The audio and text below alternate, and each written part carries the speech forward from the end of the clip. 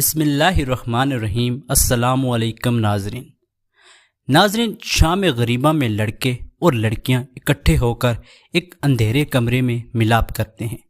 ہمارے ہاں یہی روایت مشہور ہے اور ہم شروع سے یہی سنتے آئے ہیں، لیکن آج کی ویڈیو میں ہم آپ کو شام غریبہ کے تاریخی پس منظر کے حوالے سے اہم معلومات فراہم کریں گے اور آپ کو یہ بھی بتائیں گے کہ شام غریبہ کیا ہے، شام غریبہ کو اہل تشیع در حقیقت کیا کرتے ہیں، کیا واقعی شام غریبہ میں لڑکے لڑکیاں اکٹھے ہو کر ایک اندھیرے کمرے میں ملاپ کرتے ہیں۔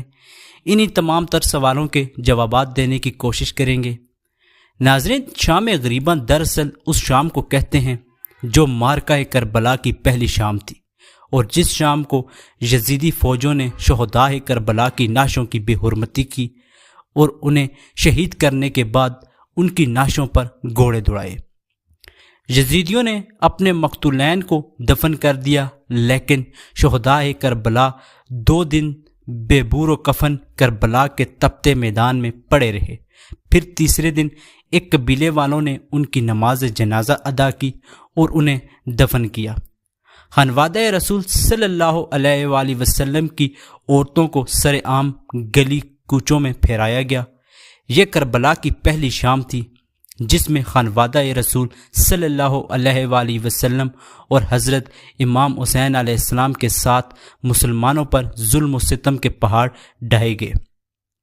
ناظرین، شام غریبہ کے بارے میں کئی طرح کی باتیں سننے کو ملتی ہیں، جن میں سب سے مشہور روایت کے مطابق یہ کہا جاتا ہے 10 محرم کی رات تمام اہل تشیع امام بارگاہ میں جمع ہو جاتے ہیں، جن میں خواتین کی بھی کثیر تعداد موجود ہوتی ہے، اور جب تمام لوگ امام بارگاہ میں جمع ہو جاتے ہیں تو اس کے دروازے کو تالا لگا دیا جاتا ہے۔ تالا لگانے کے بعد ایک شیعہ عالم مجلس میں خطاب کرتا ہے اور اس کے ساتھ ہی مجلس کی ساری بتیاں بجھا دی جاتی ہیں، اور پھر دونوں مرد و زن مل کر شرمناک کام سر انجام دیتے ہیں، جس سے پیدا ہونے والے بچے کو شیعہ ذاکر بنایا جاتا ہے۔ مگر ناظرین، حقیقت کی بات کی جائے تو یہ تمام تر روایتیں من گڑت اور فضول ہیں، جن کا حقیقت سے کوئی تعلق نہیں۔ ناظرین، شام غریبہ فارسی زبان کے مرثیے میں روز عاشورہ کے سورج غروب ہونے کے بعد اور اس رات کی سوگواری کو کہتے ہیں۔ اس مجلس میں جو نوحے پڑھے جاتے ہیں وہ امام حسین علیہ السلام کے اہل بیت کی مصیبت اور واقعہ کربلا کے بعد بچوں اور اسیروں پر جو رات گزری تھی اس کے بارے میں ہے کہ اہل بیت نے اندھیری رات کربلا کے بیاباں میں کیسے گزاری۔ اس رات اور محرم کی دوسری راتوں کے درمیان بعض اور رسومات میں یہ فرق ہے کہ اس رات کو بتی جلا کر اندھیرے میں بیٹھا جاتا ہے۔ ناظرین، یزیدی فوج نے عاشورہ کا سورج غروب ہوتے ہی عورتوں کو خیموں سے باہر نکال دیا تھا اور خیموں کو آگ لگا دی تھی۔